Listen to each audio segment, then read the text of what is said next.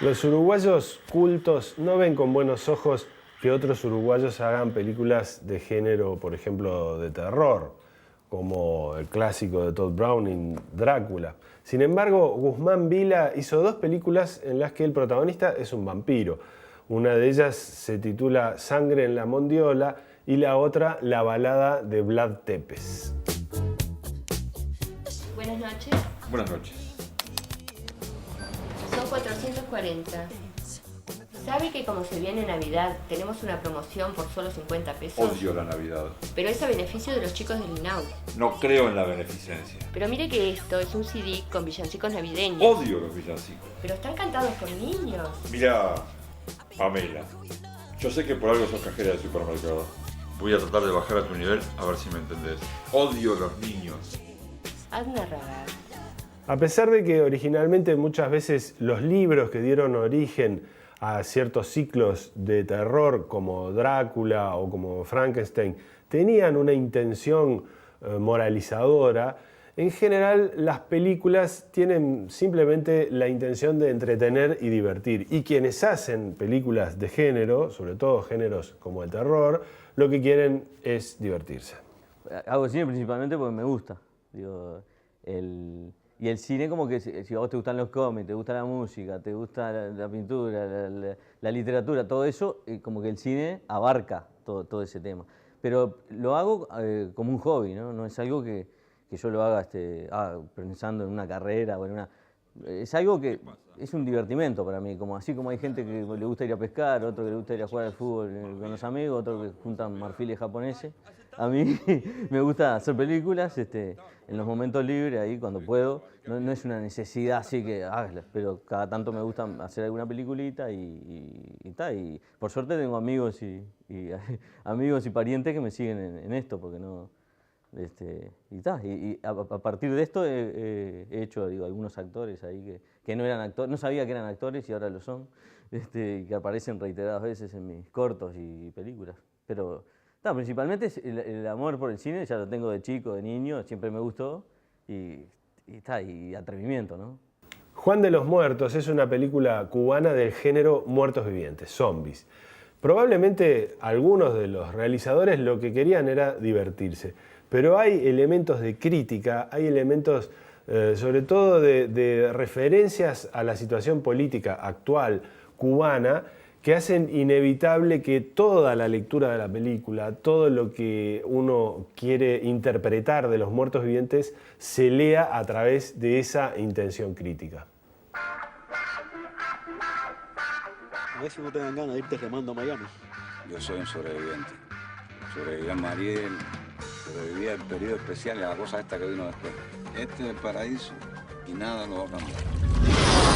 Para la crítica, tradicionalmente, los géneros relacionados con el terror son géneros populares que tienen una muy débil carga de lo que a veces se busca en el gran arte, que es posturas filosóficas profundas, una crítica social constructiva. Sin embargo, hay una serie de realizadores y de críticos que creen que no, que efectivamente en el terror y en otros géneros populares hay efectivamente una carga muy importante de crítica, quizá naif, a veces no tanto. No por ser parte de la industria necesariamente implica que sea conservador. Y yo creo que en todo caso lo que construye eso es la mirada. Es más, yo creo que de hecho desde el cine expresionista alemán, que es uno de los antecedentes del terror, ya se empezaron a hacer prácticamente desde lo contemporáneo del cine expresionista alemán, estudios referidos a cómo ese cine de alguna manera vehiculizaba o preanunciaba el nazismo, ¿no es cierto? O sea, estaba allí larvado, por decirlo así, o escondido, los miedos, las ansiedades, la fantasía, digamos, que hicieron después, llevaron al nazismo. O sea, el cine de terror creo que es uno de los más ricos en cuanto a expresar el inconsciente de una manera más directa, con menos filtros. ¿no? Y por eso creo que el mejor cine de terror es aquel que expresa mejor su época. Con la historieta uruguaya ha pasado lo mismo o algo muy parecido a lo que ocurrió con otros géneros como el cine o la literatura. Siempre se ha tratado de evitar lo más tradicional de los géneros populares, como los superhéroes o la ciencia ficción o el terror, aunque en los últimos tiempos ha comenzado a haber excepciones y hay historietistas y hay guionistas que han empezado a invadir esos géneros tradicionales de la historieta, cercanos a la fantasía y en principio aparentemente destinados a un público infantil o muy joven.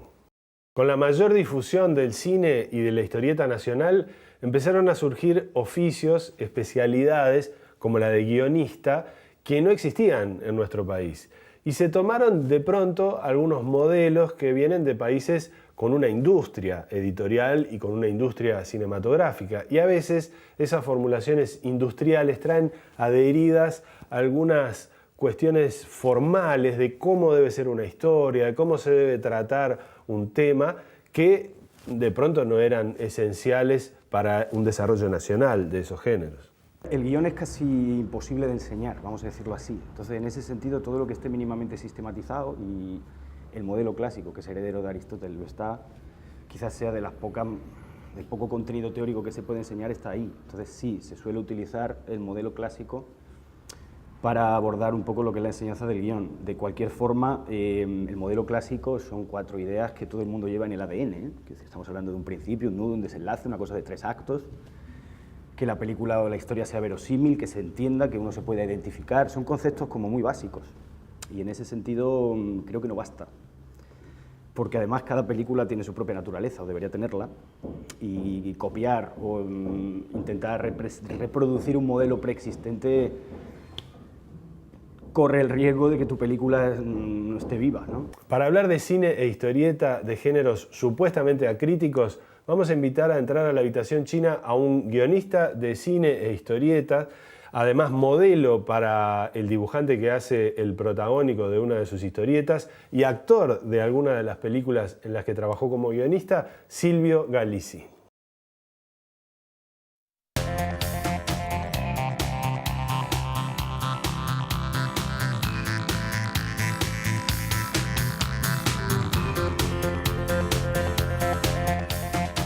Bienvenido, Silvio, gracias por venir a la habitación china. Gracias por la invitación. Silvio, sos actor de cine, sos guionista de cine, sos guionista de historieta, acá está el primer libro. Todo entre comillas, sobre todo lo de actor. Bueno, pongámosle las comillas que quieras, pero son funciones que has cumplido. Sí. Mi pregunta es, ¿cuándo entraste al mundo del arte?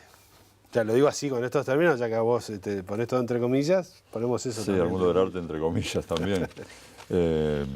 No sé, como consumidor desde siempre, ¿no? Todo de cómic, de cine, todo ese tipo de cosas desde que era un niño. Y con respecto a participar directamente del mundo ese que vos decís, año 2003, 2004, cuando Guzmán Vila me invitó para hacer las primeras películas. Después ingresé al periodismo también, haciendo críticas sobre todo de cine, de terror, ese tipo de cosas, que es lo que más me gusta. Cine de género en general. Y finalmente, con respecto al guionista, la segunda película que hicimos a lo largo también con Guzmán fue mi primera experiencia como guionista, de cine en ese caso. Después escribí unos cuantos cortos y desde hace un par de años estamos haciendo historieta con Matías Vergara y con Guillermo Hans también. O sea que entraste, digamos, a partir de un grupo de amigos, sí, algo exacto, no profesional, exacto, con la intención de divertirte. Exacto. Esa es, digamos, en esencia es Sí, el sí, asunto. sí, Ahora acá está el libro que se titula Las andanzas de Vlad Tepes, en un blanco y negro muy intenso, muy bien resuelto por Matías Vergara, con una historia larga y varias historias cortas, y acá se puede ver que el protagonista, Vlad Tepes, el protagonista de todas estas historias, es un retrato tuyo. Es una especie de alter ego, pero no totalmente, no fielmente, porque si no voy preso. O sea, y digo las cosas que dice Vlad Tepes, pero físicamente sí. Físicamente. Y algunas actitudes también, ¿Sí? no en todas, que quede claro. Algunas actitudes sí, o sea, te sacás algunas ganas, digamos, Sí, claro. a través, haces catarsis directamente. Totalmente catarsis a través del Sí, personaje, sí. totalmente. Y el hecho de que vos seas de profesión abogado, ¿qué relación tiene con el gusto por el vampirismo como género? Muy fácil el chiste, ¿no? Surge así. Esos chistes son los que haces todo el tiempo. Exactamente, no, sí, está bien. Sí, obvio, ojo, a mí me encantan los chistes de abogado. Me divierto mucho con los chistes de abogado, no tengo ningún prurito que me hagan chistes de abogado. Y bueno, sí, todo el mundo cae en el chiste de sos abogado y vampiro, es lo mismo. Claro, haces lo mismo. Estás generando que por eso te querés retratar con esa misma, digamos, imagen. Pero, ¿vos vivís de hacer guiones ahora? Digamos, ¿te profesionalizaste? No.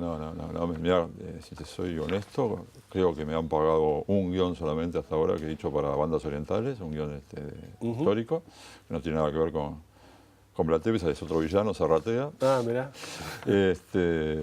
Y que yo recuerdo fue el único guión que cobramos. Y bueno, ahora hicimos esto, esperamos que nos dé algún dividendo cuando vendamos cierto número. Pero tu intención es hacer carrera dentro de... No, yo lo tomo como un hobby, como una diversión. Ya estoy demasiado viejo para hacer carrera con esto. Yo vivo de mi profesión de abogado, aunque siempre digo que es al revés, ¿no? Que hago guiones, escribo periodismo y actúo en películas y en mis ratos libres ejerzo como abogado, pero en realidad vivo de mi profesión. Pero te interesa esa profesión, es decir, lo haces con gusto. Claro, lo hago con muchísimo gusto, claro. Sí, por eso la estudié y me sigue gustando. No tengo ningún problema con ser abogado. Claro. ¿Cuál es el proceso que vos seguís para hacer una historieta? Concretamente, desde que tenés una idea hasta que terminás entregando el libreto. ¿Cómo es? Acá hay un poquitito de una explicación, pero... Soy medio caótico para escribir, ¿no? Se me tiene que ocurrir una idea, la voy madurando. Sobre todo te cuestan las teorías cortas, sobre todo, y me ha costado también en la Liga Latina, es otra cosa que hacemos con Hans y habíamos empezado con Vergara, el remate de cada situación, ¿no? Acá la historia larga fue un poco más sencillo, porque ya tenía... El final ya lo tenía, el principio ya lo tenía, me faltaba hacer todo el desarrollo del guión. Porque actúa como una especie de precuela de la primera película. Claro. Y hice un desarrollo bastante largo, pero quedé relativamente conforme con él. Y las historias cortas, ya te digo, lo más me cuesta es el remate, se me ocurre una idea de a quién le puedo pegar, con quién quiero hacer catarsis hoy. Y bueno, aparece Santa Claus, aparecen las murgas, aparece, yo qué sé, Stephanie Meyer, el autor de Crepúsculo, que la odio cordialmente, porque no la conozco por la basura que hizo. Y bueno, y está. Y ya te digo, creo la historia y generalmente tienen un mismo desarrollo y final, ¿no? Tepe se calienta con algo y termina arrasando con lo que encuentra por delante. A veces lo buscan esas cosas, no es que las busque él, sino que le surgen, ¿no? Y yo me refiero ahora al proceso concreto de la realización. ¿Cómo escribís? ¿Escribís un cuento y después lo convertís en...? No, lo hago en guión directamente. Recién ahora escribí un cuento de ciencia ficción, creo que te lo comenté la otra vez, y lo adapté a guión, ahora de historieta, pero fue la única vez. O sea, tu proceso es escribir imaginando la página. Sí, la imagino, diríate que cinematográficamente, acá con el plano, soy muy detallista por eso, Matías me banca esas cosas. ¿Y le marcás qué cantidad de cuadritos tiene la página? Sí, le marco la cantidad de cuadritos que tiene la página. Aunque después él tiene cierta libertad para hacer, es mi idea, él es el que finalmente la plasma, entonces es el que en definitiva le da. Es decir, ubicación de cámara, digamos, si esto fuera eso así. Sí, plano tomado desde tal lado, a veces me hace caso y a veces no, pero es la idea que yo tengo en la mente, cinematográfica, como te decía, y se la transmito al guionista a través de viñeta tanto, plano Tepes aparece de tal y cual forma, o otro personaje. Digamos que el proceso entonces no es como... Plano desde acá, plano desde allá.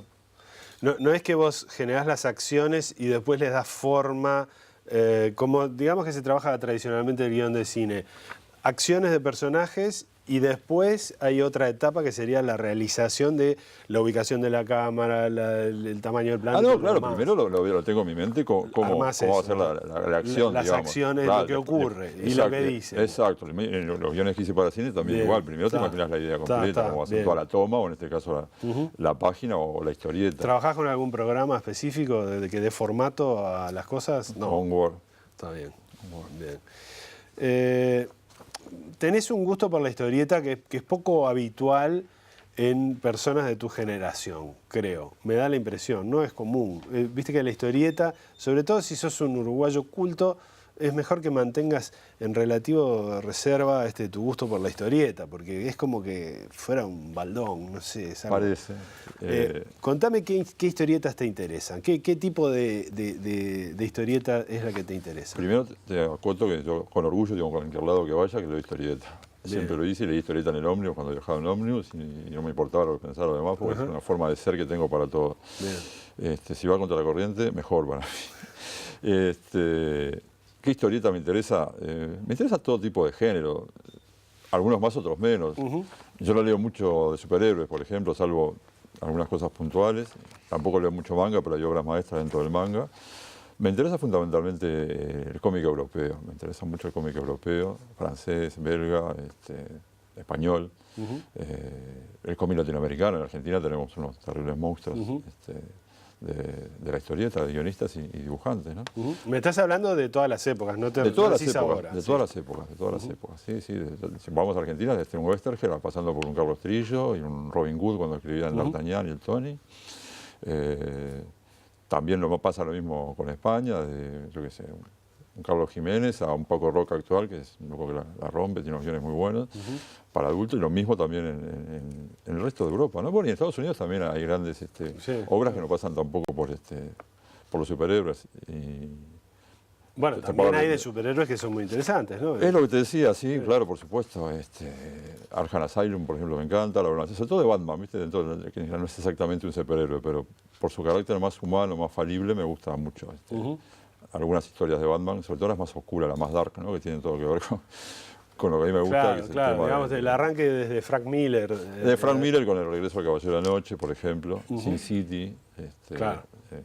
Y bueno, Arkham Asylum, V de Vendetta, Watchmen, todo ese tipo de cosas me parecen obras maestras de la historieta o del cómic, como quieras llamarlo.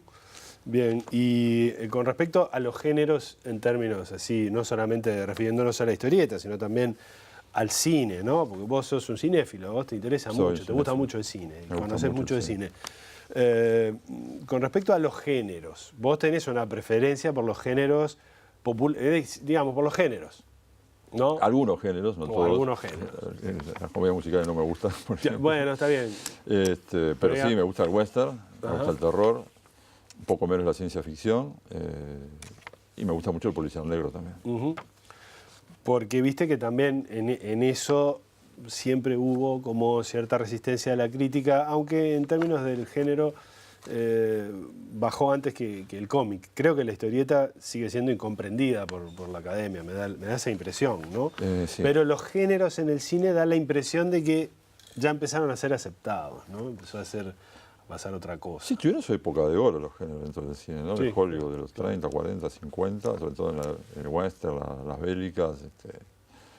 Y después empezó a ser mirado de costado, ¿no? Cuando vino un poco el cine más culto, cuando apareció Cine de Bergman, autor, el claro. cine de autor que se hablaba. Y con eso, Está bien, ojo, yo lo consumí mucho también Bien, cuando bien. iba a Eso te iba Cinemateca. a preguntar.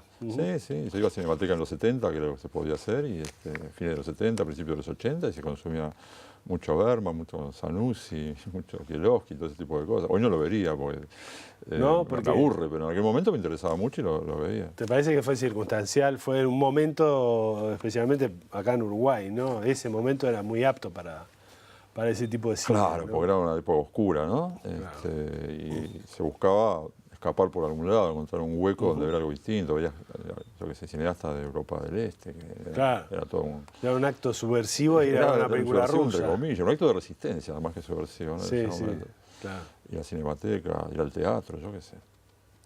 Pero me gustaba, ojo, no lo hacía porque fuera un acto... No por pose, ¿te gustaba? Sí. Me gustaba. Vos decís que No ahora... me gusta hoy porque me aburriría, ahora me gusta más que me entretengan, ¿no? Que me estén amargando la vida, ya la tengo bastante amargada de por sí. No preciso que el cine me la venga a empeorar, aunque a veces he visto películas que apuntan para ese lado, pero... O sea que... Realmente prefiero que me entretengan, yo qué sé. Hoy por hoy, para mí el cineasta actual que más me gusta es Tarantino, sin olvidarme de Carpenter también, ¿no? Pero dentro del género del terror. Pero yo disfruto mucho las películas de Tarantino. Y no sé si Bergman no se hubiera muerto y hubiera seguido filmando, no me van con la película de Bergman. Claro. Quizá porque tratan... Y de Fellini. Bueno, Fellini sí me sigue gustando, algunas películas de Fellini me siguen gustando. La Estrada me sigue pareciendo maravillosa. La Estrada. La Estrada. Y alguna otra también, ¿no? ¿Y Amarcord, por ejemplo. Cuando no se delira tanto Fellini, ¿no? Claro. Me sigue gustando. Sí. Cuando aceptás la invitación de Vila para ser el protagónico de una película de vampiros, Sí. ¿Tenías una preferencia especial por el género de vampiros o se dio eso y bueno, No, agarraste el viaje? siempre. Como él lo dice ahí en el epílogo, digamos, o el postfacio del libro, que buscó cómo engancharme, quería que yo apareciera en la película. Y lo que se ocurrió fue hacerme aparecer como un policía que era vampiro también, porque sabía de mi afición por el tema del vampirismo, ¿no? Eso desde chico también, desde que vi las primeras películas de vampiros que me asustaron bastante cuando tenía 11, 12 años, quedé como fijado. Sí, claro. Aunque las primeras que vi no eran con Christopher Lee, eran así del mismo director que lo dirigió en las grandes películas de Christopher Lee, que es Terence Fisher en inglés, pero era la segunda de Drácula que no aparece justamente Christopher Lee, que eran Las novias de Drácula. Las novias de Drácula, que no aparece Christopher Lee, aparece un vampiro bastante raro, bastante afeminado, un rubiecito, David Peel se llamaba, si no recuerdo mal. Y Lee aparece recién en la tercera, que es Drácula, el príncipe de las tinieblas. Y la vi en un doble programa con La maldición del hombre lobo, que también es de Fisher, y con Oliver Bates haciendo de hombre lobo. Está basado en el hombre lobo en París, un escritor francés que ahora no me acuerdo el nombre. Y ahí quedaste enganchado como... Enganchadísimo con el tema del vampirismo, quedé enganchadísimo ahí. No sé si era una especie de amor-odio, de repulsión y atracción que tenía por el género. Pasé unos cuantos días teniendo pesadillas y a partir de ahí empecé a consumir todo lo que encontraba del género. ¿Qué te parece si vamos a una pausa y empezamos a hablar más de vampiros a la vuelta? ¿Cómo no?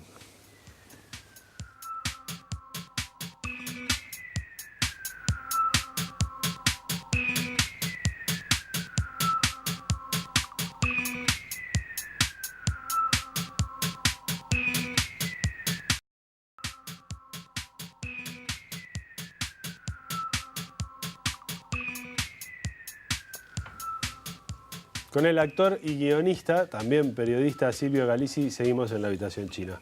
Periodismo, ¿haces crítica, haces comentarios de libros? ¿Qué es lo que haces? Bueno, todo viene justamente enrabado con el tema del vampirismo y de la casa Hammer, que fue la que hizo las películas de Christopher Lee, que habíamos hablado hace un rato.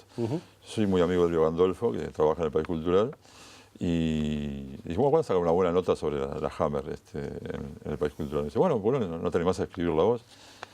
Sí, claro, era un tema que me gustaba mucho y que los miraba relativamente. Y bueno, a partir de ahí parece que les gustó, me siguieron pidiendo cosas, siempre ofrecía yo, mira, te van a hacer una nota sobre tal cosa. Primero fueron notas centrales sobre un tema puntual y después me dijeron, ¿no ves hacer reseña de libros también? Pues no hago críticas, yo hago reseñas de libros, no me siento un crítico. Y bueno, sí, cuando aparecía algún libro que pensaban que podía ir dentro de mi campo, yo qué sé, de cómic, de vampiros, de Stephen King, ese tipo de cosas, todo lo que tiene que ver con el género me llamaban y decían, hay un libro acá para que reseñes si querés y tal. Y siempre metí alguna cosa que me interesaba personalmente, ¿no? Aparte de las reseñas. Últimamente estoy haciendo reseñas nada más. Y no tenías ninguna experiencia, digamos, entraste igual a ese mundo como entraste al mundo de la actuación. Sí, la experiencia que tenía como lector. Casualmente cayó en mis manos un libro de Alcina TVNet que traía el decálogo del periodista y ahora lo aplico a rajatabla, pero en ese momento me sirvió como guía. Sí, tenía un manual de estilo, no sé si lo siguen usando en el cultural. No sé si lo siguen usando. Era una paginita muy clara. Me cayó de rebote, nada que ver con el laburo ese justo del cultural, pero me vino bien para aplicar algunas reglas, ¿no? No hablar en primera persona, por ejemplo. Y traté de aplicarlo bien al principio. Bien, tenés facilidad, digamos, para invadir nuevos campos de trabajo. Si me gustan, sí. Bien. ¿Qué libros concretos de vampiros y qué películas de vampiros te interesan? Decime títulos. Empezando por el clásico, digamos, por el primero. Drácula, por supuesto. El primero no fue Drácula en realidad, pero es el más famoso, ¿no? ¿Cuál decís? El vampiro de Polidori fue el primero. Sí, después, incluso antes de Drácula, Carmila, que también me gusta mucho, de Sheridan Le Fanu. Claro. Drácula, por supuesto. La ola del vampiro de Stephen King, que la leí hace muchos años, cuando hace poco se había publicado. Me parece muy buena una relectura de Drácula en clave moderna, una mezcla de Drácula y Peyton Place, ponele. Salem Slot, me imagino. Salem Slot es ese, es la hora del vampiro, justamente. Y Bueno, hace poco leí hace 2 o 3 años, de un sueco que se llama Déjame entrar, Let the right one in, si deja entrar al correcto. Está muy buena porque tiene una crítica social de la Suecia contemporánea y un tema del vampirismo muy bien tratado. Pero no era que querías que te entretuvieran. Y lo de la crítica social. Son las dos cosas. Son las dos cosas. Para mí, no quiero ver una película solo, no de crítica social, sino de bajón, de metafísicos y a ver qué me pasa y que tengo un problema psicológico. Todo eso puede estar siempre y cuando, digamos. Siempre y cuando te entretenga. Seguro. Que no sea lo central, que sea anecdótico. Aquí la crítica social de los desocupados y la desocupación que hay en la clase obrera sueca está como de refilón. Claro. Lo que importa es la historia de la vampira esta adolescente. Claro. Que se engancha con un gordito totalmente perdedor de ahí del pueblo, es un suburbio de Estocolmo, y funciona muy bien. Y la película está muy bien llevada también al cine. ¿Por qué te parece que hay esta onda, esta moda de vampiros adolescentes y todo eso en estos últimos Yo tiempos? ni siquiera llamaría de vampiros adolescentes, Bueno. moda adolescente, porque ahora hay vampiros, zombies, hombres lobo, lo que le busques. Es una cosa de marketing, ¿no? Atrajeron a los gurises con esa cosa pseudo-gótica, que ni siquiera... Yo me tomé el trabajo de leer el primer libro de Meyer, empecé a leer y empecé a leer salteado. Sí, lo de Crepúsculo. Hice lo mismo con la película. Sí, parece que es tremendo, ¿no? Sí, aparte de estar muy mal escrito, la tipa no tiene idea de nada. No tiene idea de nada en el sentido de la historia del género. Exacto, de la mitología del género. Claro. Se lleva por delante todos los estereotipos del género, lo cual no estaría mal si lo hiciera a sabiendo, pero lo hace de burra que es. No, lo hace de burra. Claro. Perdón por la expresión, pero no me simpatiza nada esta buena señora, que encima es mormona. Y que encima de todo su peor pecado no leyó Drácula y lo confiesa públicamente. Ah, ¿no? Ah, claro, no, eso es tremendo. No, porque la sangre le da asco y no soporta la sangre, entonces escribe lo que escribe. Qué cosa rara. Eso lo declaró cuando empezó el éxito de Crepúsculo. Bueno, los vampiros brillan al sol. Digo, uno de los mitos más acendrados de los vampiros es que el sol los destruye. ¿Cómo pueden los vampiros brillar como si fueran son elfos? No, son vampiros, son seres de la noche. No pueden brillar al sol. Y no pueden ser herbívoros como pretende. Aparte tiene un mensaje retrógrado bastante grueso, ¿no? Porque la chica esta queda embarazada y el feto es medio vampiro. Obviamente queda embarazada después de casarse. Ojo, no vaya a ser que haya relaciones prematrimoniales. Es mormona, no nos olvidemos. Entre vampiros bien educados. Claro. Y exacto. Y resulta que el feto la está consumiendo, pero ojo, no se va a hacer un aborto que es pecado mortal. Y está. Claro. Entonces, es una filosofía muy reaccionaria la que tiene la buena señora esta, ¿no? Ahora, cuando vos haces una película o cuando escribís una historieta de vampiros, de alguna manera entras en un registro, a pesar de que tiene un montón de cosas oscuras y todo lo demás, en el que el humor está siempre presente. Y mi pregunta es que no podés hacer una película seria de vampiros como, por ejemplo, Drácula de Coppola. No sé si te gustó esa película. Me gustó, no es de las que más me gustaron, pero me gustó. Lo que pasa es que no es el Drácula de Coppola, no el de Stoker, como pretende. Sí. Bueno, lo que pasa es que sigue mucho las acciones del libro. Algunas, porque empieza con toda la historia de Vlad Tepes, que no tiene nada que ver con el libro. La historia de amor que mete ahí en el medio tampoco está en el libro. Es cierto. Lo dijo el propio Christopher Lee. Se vendió como el Drácula de Stoker y no, ninguna es el Drácula de Stoker.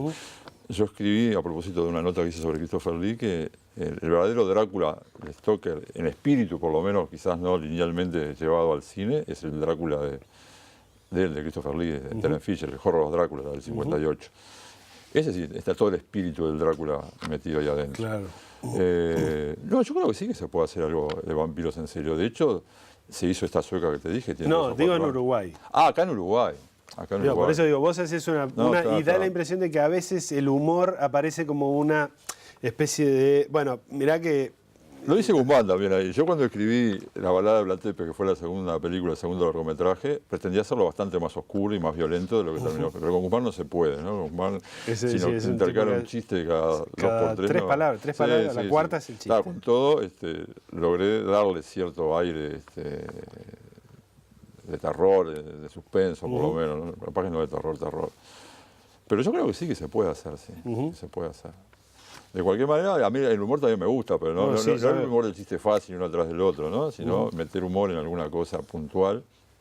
Las andanzas tienen humor, sobre todo en las historias cortas. En la historia larga quizás no tanto, que tiene alguna cosa, pero...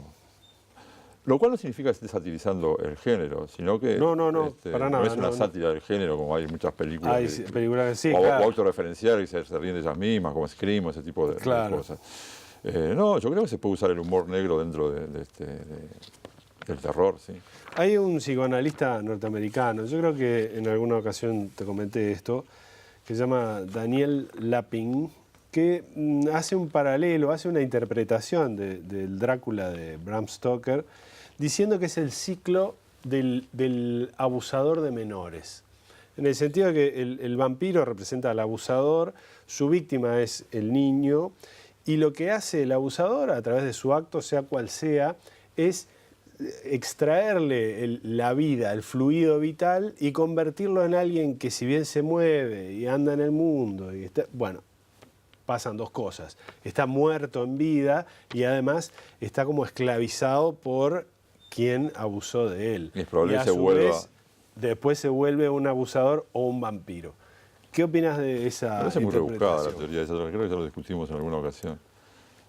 Yo identifico más al vampirismo con el acto sexual y capaz que en algún caso con la violación. Y sobre todo esa fantasía masculina que existe de que toda mujer violada en el fondo en realidad quiere ser violada, ¿no? Es una fantasía recurrente en la mente masculina. Y yo qué sé, y el ingreso de los colmillos en el cuello me parece como una penetración fálica, yo qué sé. Para mí está muy relacionado con el acto sexual, pero entre hombre y mujer. O entre hombres adultos, como está la entrevista con el vampiro también. Claro. Pero no lo veo como, más allá de que sí que hay unas cosas que para mí justo muy rebuscadas, que luego busca ahí por lo que vos me contaste, que no me parece que se ajusten exactamente a la esencia del mito del vampiro, ¿no? Ahora, digamos, es también un punto de vista muy masculino, digamos, ¿no? Acabas de decir, es como ¿El mío? una... No, el vampiro sería el ciclo, el mito del vampiro en la literatura reciente, del último siglo y medio, ponele, representaría esa fantasía masculina.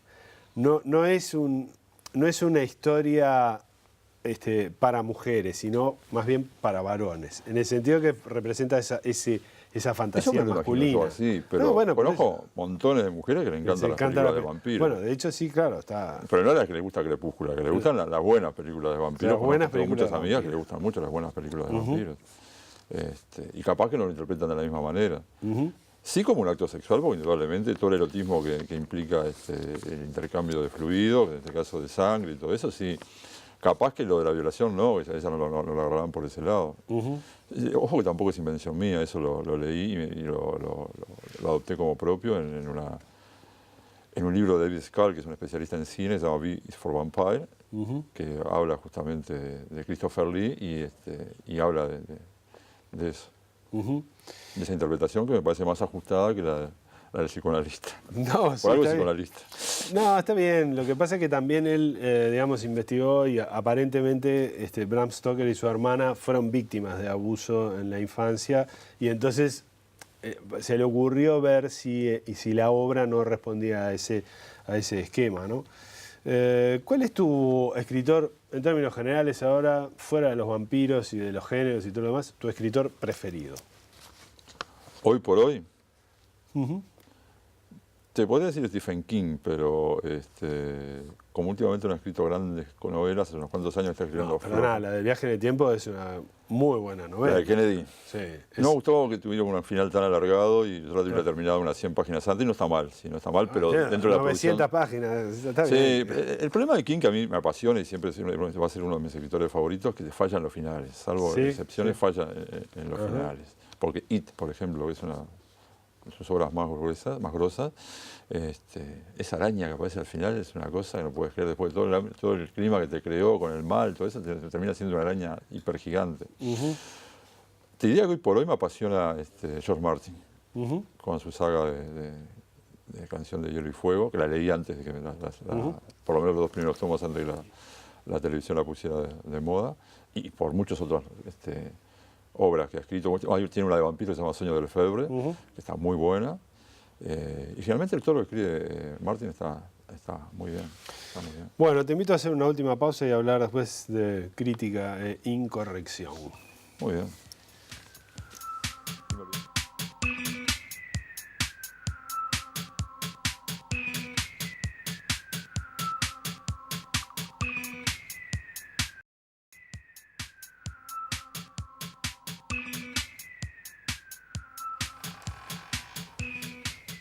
Con el guionista, actor y periodista Silvio Galizzi seguimos en la habitación china. Salió una foto, Silvio, de alguien haciendo un asado en Facebook, que es un espacio semi-privado, digamos. Pero me interesa porque me importa tu visión acerca de la crítica, ¿no? En el que alguien está quemando, iniciando un fuego con un diario, Una sección cultural de un diario. Una sección cultural de un diario en la que hay una crítica a este libro, a esta historieta, a esta serie, este grupo de historietas, en el cual habla muy bien del dibujo y no tanto del guión. ¿Eso fue un acto tuyo de, digamos... No fui yo. No fuiste vos. No fui yo. No sé decir quién fue, pero no fui yo. Fue alguien... Alguien cercano a mí, sí, pero no fui yo. Alguien cercano. ¿Estás de acuerdo con ese tipo de actos? Yo estaba presente, pero no fui de mí y no lo hice yo.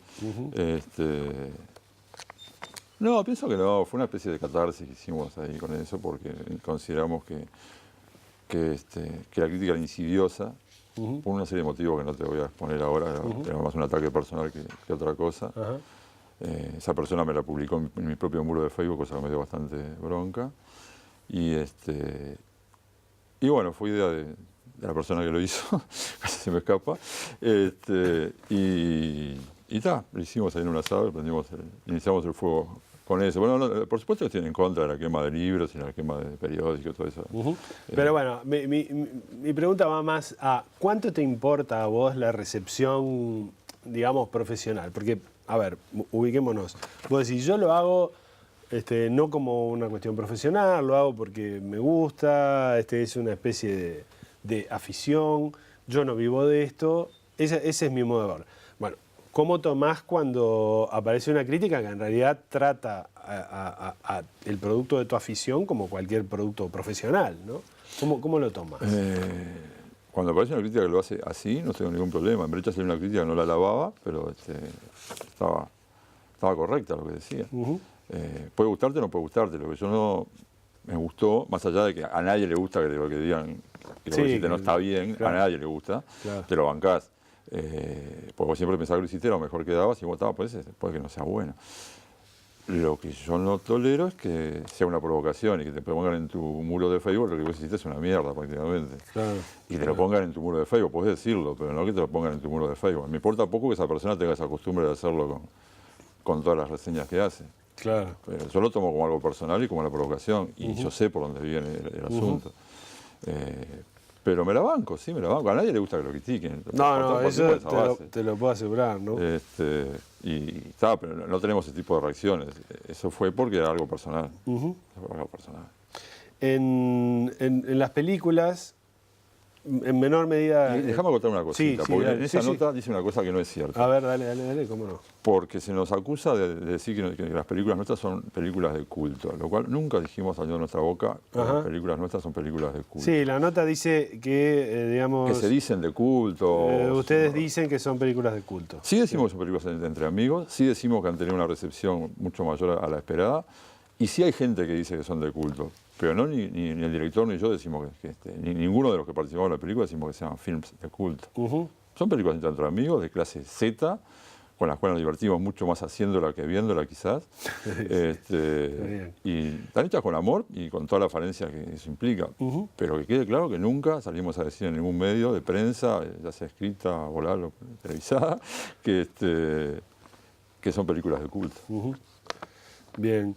En las películas, en menor medida acá, hay una cantidad de chistes y hay una cantidad de, digamos, de chistes machistas o contra Racistas. minorías, digamos, racistas, de todo tipo, ¿no? Chistes fáciles, como el que yo te hice de los abogados vampiros Sí. y todo eso, está lleno. Mucho más groseros, por supuesto. Pero hay algunos que son muchísimo más groseros, que son groseros. Ese no es Sí, grosero, sí, sí. es Ese un no chiste fue grosero, bobo, la normal. verdad. Sí. ¿Cuál es la idea de todo eso? Estamos en una especie de carnaval, estamos tratando de hacer una crítica. ¿Qué es? ¿Es así? En el asado donde se quemó ese diario, ¿el clima era así, de ese tipo de chistes? ¿O hay una intención, hay una programación de ser incorrectos? Hoy dijiste... Hay una programación de ser incorrecto, sí, por lo menos de mi parte. Porque me tiene harto toda esta ola de corrección política que impera en el mundo y que está llegando acá a Uruguay, porque los negros siempre fueron negros, y incluso hay negros que le gustan que le digan negro. Gerardo Trapani, que es amigo nuestro y es un amigo muy íntimo, muy querido, es el negro Gerardo, y chao. Y le pasamos haciendo chistes y no por eso lo menospreciamos ni pensamos que es un ser inferior. Y él se lo banca porque sabe cuál es el espíritu de eso. Lo que pasa es que hay un ímpetu con esto de la corrección política que ya termina siendo insoportable, esto del género, y que tengas que poner, yo que sé, el albañil y la albañila, y que en España a los moros, que todavía se les llamó moros, ahora no le puedes decir moros, sino decirle africanos del norte de África, y a los negros hay que decirle afrodescendientes, y a los discapacitados hay que decirle gente con capacidades diferentes. Me parece absurdo, me parece hipócrita aparte, porque no es así el mundo como se maneja, porque eso lo dicen públicamente, pero entre amigos estoy diciendo, seguro me decís, mirá, mira lo que está haciendo ese afrodescendiente. Claro. Nadie lo hace. Entonces es una imagen por la galería que a mí me rompe mucho la bola, te soy honesto. Y lo busco combatir, no sé si lo hago de la mejor forma, pero a través de la incorrección política buscada y totalmente desprofesa. De manera que, digamos... Y busco incomodar a ese tipo de gente. Esa es la idea, ¿no? Mi idea, por lo menos, ¿no? Y también con las actitudes del tipo, del personaje. El personaje comete actos que no se pueden sostener. Cuando vos estás empatizando con el héroe en determinado momento, hace una cosa que te deja completamente fuera. ¿no? Sí, claro. Es como que eso es lo que a mí me parece más interesante del planteo del personaje, ¿no? Lo que hace el personaje con los lectores, no tanto en las películas, pero sí en el libro, lo que hace el personaje con los lectores. Te empezás a identificar con el personaje. Es difícil identificarse con Tepe, nunca lo busqué, ¿no? Hay 2 o 3 páginas, te empezás a identificar y el tipo hace algo insoportable. Te alejás.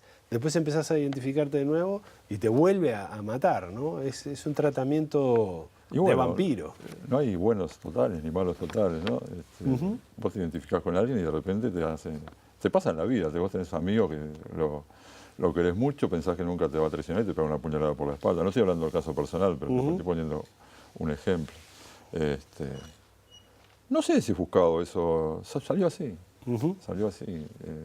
A ver, básicamente Tepes es un hijo de puta, eso que quede clarísimo. Claro. Que solo le importa a Tepes y nada más que eso. Que tenga a veces algunas actitudes que te hagan empatizar con él, puede ser, pero siempre termina siendo Tepes. Llega hasta un rasgo, no sé si viste las películas, voy a spoilear si alguien, no creo que haya mucha gente que la haya visto, pero tampoco la va a querer ver, así que es lo mismo. Él siempre tiene una actitud de menosprecio hacia Negreira, su ayudante, se llama Negreira. Negreira, que es negro. Es negro, exactamente. Pero cuando en la segunda película lo matan, a Tepe lo impacta que lo hayan matado así, violentamente, impunemente, casi delante de él. Y bueno, hace justicia por su propia mano, pero ves que tenía cierto, a pesar de todo, tenía cierto aprecio por Negreira, a pesar de que, ya te digo, lo basuriaba, lo puteaba, durante todas las 2 películas y también acá en el cómic. ¿Y no te gustaría hacer una historia en la que hubiera un personaje querible? Yo qué sé, no está dentro de mí hacer algo así quizás. Me parecería una cursilería, honestamente. Me sentiría cursi haciendo una cosa de ese tipo. Para mí los personajes que yo escribo tienen que ser perdedores, mala gente, yo qué sé, solitarios, oscuros. No sé, capaz que pues en partes también soy un poco así. ¿tenés alguna intención de salir de este espacio relativamente marginal? Digo, escribir un cuento, hacer algo que vaya para otro espacio. No digo profesionalizarte, pero salir de la historieta, pasar a la literatura, por ejemplo, ese tipo de cosas. ¿Te tentó la escritura? Siempre me tentó la escritura. Lo que pasa es que yo considero que no tengo el talento suficiente como para considerarme un escritor. Digo, hace poco te conté que te dije que lo había adaptado a historieta. Una amiga me pidió que le escribiera un cuento y a ver cómo me las arreglaba con un cuento, y un amigo que me importaba se lo escribí y quedé satisfecho con lo que había escrito. Ya tenía una vieja idea de viajes en el tiempo y ciencia ficción y eso. Y después vi que se sostenía bastante. Se lo pasé a Elvio y me dijo, mira, no está mal. Para hacer tu primer intento, no está mal, ya está publicable, me dice. Pero no me lo planteaba, no, porque, ya te digo, justamente hablo de eso en ese cuento, que es un escritor que ha fracasado una y otra vez, porque le falta, no escribe mal, pero le falta la chispa divina, la chispa prometeica, le llamo ahí, el talento. Yo capaz que si me hace una historia, te puedo hacer algo solvente con una historia, o se me ocurre a mí una historia. Nunca va a ser genial. Y yo, no sé, yo soy muy perfeccionista, muy detallista. Me preguntabas cómo yo escribía los guiones, me preguntaste hoy. Yo lo escribo y lo reescribo el guion 1000 veces antes de dárselo al dibujante. Lo mismo las notas periodísticas. Soy así para todo, ¿no? Soy medio maníaco para ese tipo de cosas, para mi profesión también.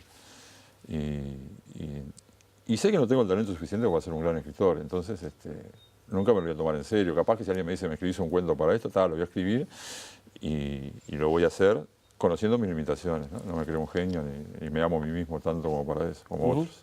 Igual sos consciente de que, digamos, haber hecho estas películas, más allá de todas las limitaciones técnicas que tiene, técnicas y también, digamos, de lenguaje, por inexperiencia del equipo y por todo lo demás, el haber hecho una historieta de género de este tipo, ya esto en un nivel profesional, digamos, un nivel internacional, ¿no? Sí, es algo nuevo en este país. De alguna manera estás invadiendo un terreno de pioneros.